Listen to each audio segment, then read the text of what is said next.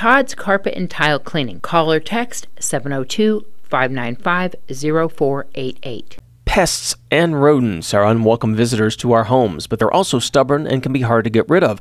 Bailey Carson, head of everyday services at Angi and a home care expert, is here to offer tips on how to prevent and rid your home of pests and rodents, from tiny bugs to bigger critters. The more the merrier, right? Usually, but not when it comes to pests and rodents. There are many ways to get rid of pests and rodents, but the best thing to do is prevent them in the first place. So consider planting some pest-repelling plants, things like sage, basil, and rosemary. They're great to use in the kitchen, and they're all pet-friendly as well. There are lots of ways for unwanted critters to get into your home, but fortunately, there are a few easy fixes to help keep them out. If your garage seems to be a target for any rodents, check the garage door for any gaps in the liner or between the door and the walls. Those can be easy entrances for smaller critters. Seal them, or if need be, consider a garage door replacement. Also, be sure to take the trash out regularly and clean the bins every so often to keep odors down and critters out. If you leave doors and windows open without screens to let in some fresh air, expect that you will have some pests inside. The same can apply to pet doors. A good trick there is to not leave food too close to the pet door.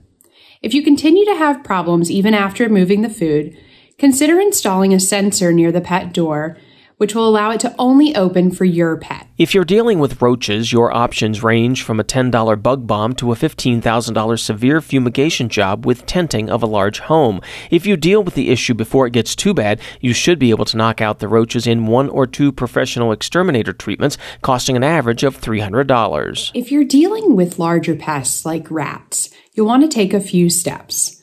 First, seal off any cracks or crevices where they could be getting in. Then declutter your spaces so there's less for them to get into. And also seal up any potential food sources. And then finally, a trick to use outside, a spray around your foundation and on your roof, is a combination of cayenne pepper, clove oil, black pepper oil, and olive oil.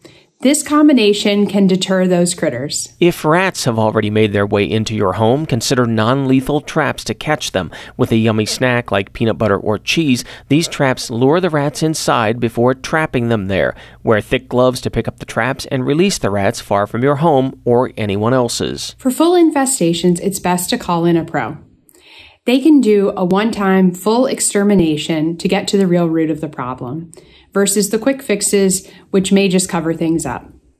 You'll also want to make sure that you get rid of any furniture that could be infested and give a full clean to any areas that were impacted. And talk to the pros about what might be causing the infestation so that it doesn't happen again. Do you have questions about your home projects or home care business? Tweet your question using hashtag AskingAngi. That's hashtag AskingAngi, and you may get some tips in an upcoming segment.